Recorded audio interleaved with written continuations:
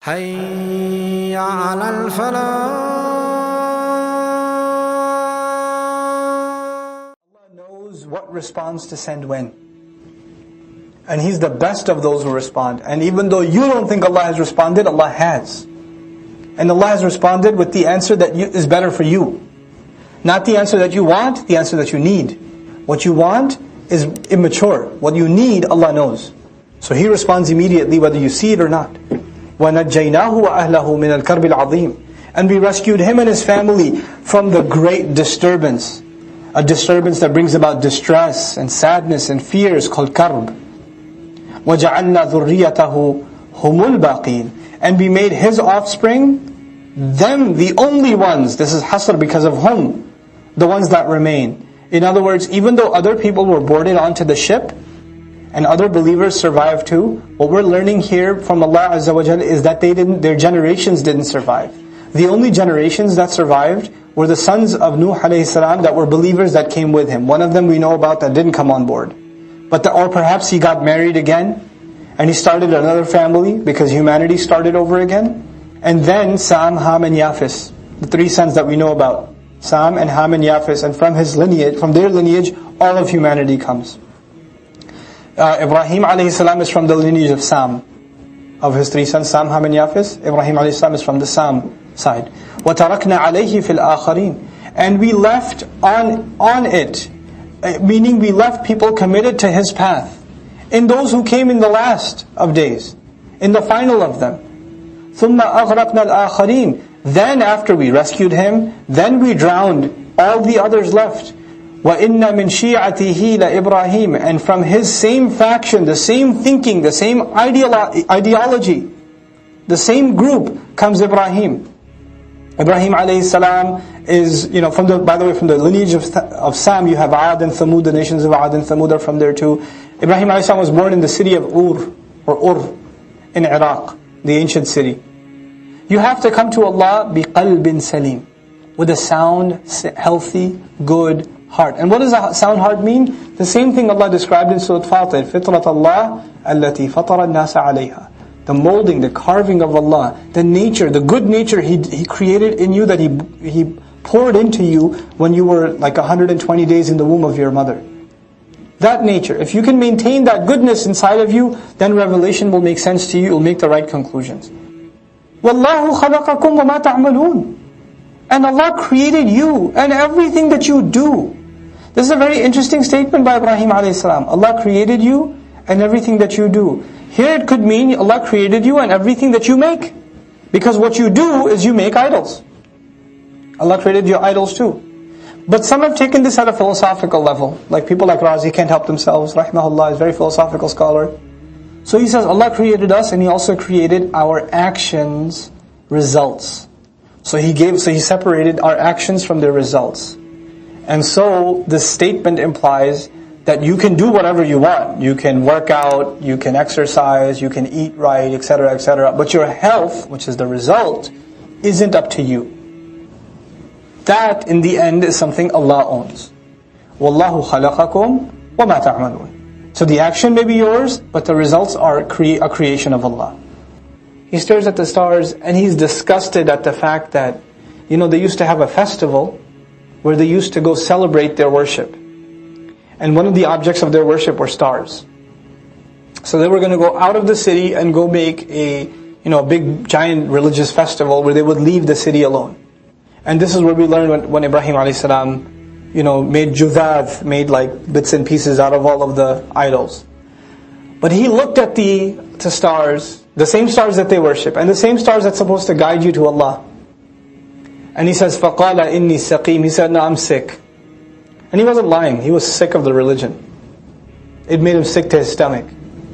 I'm disgustingly sick. إِنِّي سَقِيمٌ. So he said, I'm not coming with you guys. His father said, let's go, it's a big festival, let's go.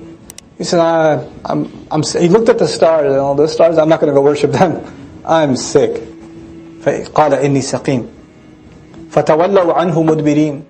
Then they turned away from him, putting their backs to him. So he's the only one left in the village. فَرَاغَ إِلَىٰ آلِهَتِهِمْ. So he turned towards those gods. He turns his attention to those gods. فَقَالَ. He says to them, أَلَا تَأْكُلُونَ? Hey, you're not eating anything. He sees all this food in front of those idols, because they put food and flowers and milk and all this stuff in front of them, and he goes to the idol face to face. He goes, hey, you're not eating? You're not going to eat? مَا لَكُمْ? What's wrong with you? لَا تَنْطِقُونَ? You can't say anything? You don't talk back? He's expressing his frustration. Clearly he's a young man at the time. Clearly. فَرَاغَ عَلَيْهِمْ ضَرْبًا. Then he turned around and he smacked one of them. بِالْيَمِينِ. With his right hand. And then what happened after he smacked one of them and it fell to the ground, then you know what happened next, right?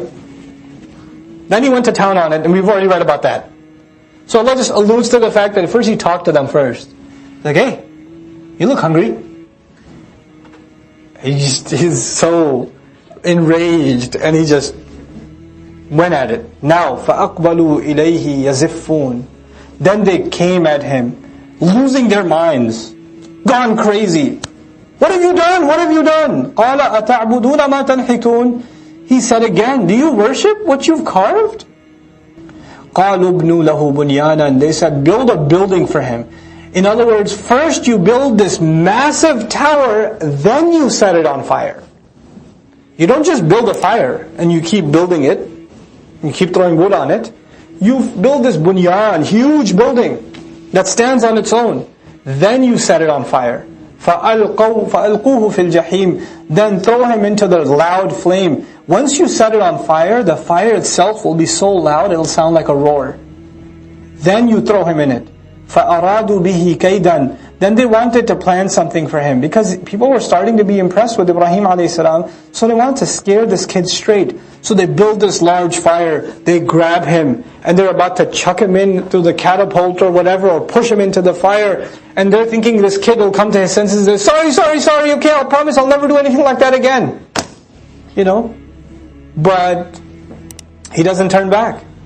فَجَعَلْنَاهُمُ الْأَسْفَلِينَ. Then he made them the lowest, which Allah keeps ambiguous from us what He did with them. Allah just tells us He made them the lowest, which means they were humiliated. It could also mean that they sunk, they were killed, we don't know. But we do know that Ibrahim a.s. escaped. وَقَالَ إِنِّي ذَاهِبٌ إِلَىٰ رَبِّي سَيَهْدِينَ. He said, I'm going to my master, He'll guide me. Like, you know, how beautiful. Ibrahim a.s. is going somewhere. He's going to Palestine. He's leaving Iraq. And by the way, going from Palestine to Iraq, between Iraq and Palestine and Sham, there's a huge desert. And you can't go through that because you won't survive. So you have to go along the Firat, the river Firat, north. So Ibrahim a.s. went on a prolonged journey, where he finally ends up in Palestine. And so, and then from there, of course, you have Mecca, where he's told to make hijrah and leave the child. And then eventually comes Ishaq, etc., etc. So you have Ibrahim a.s. He's not saying I'm going to Palestine, I'm going to Allah. إِنِّي ذَاهِبٌ إِلَىٰ رَبِّي سَيَهْدِينِ. He'll guide me. رَبِّي هَبْ لِي مِنَ الصَّالِحِينَ. Master, grant me from the righteous. What he could also mean here is grant me righteous company. And Allah gives him children of the righteous. He grants him children. فَبَشَّرْنَاهُ بِغُلَامٍ حَلِيمٍ. Then we congratulated him of a forbearing, loving, compassionate. Hilm is actually a patient, tolerant child. Hilm also means that you don't get overwhelmed. You don't overreact. You take things and you can absorb them and you can deal with them in a calm way. This is hilm. And it's actually a very rare quality described in the Qur'an. Other than for Allah, which is, of course, hilm is used, halim is used for Allah Himself. Other than Allah, it's only used for two individuals in the entire Qur'an. It's used for Ibrahim a.s. and it's used for Ismail a.s. And that's it. Those are the only two individuals it's used for.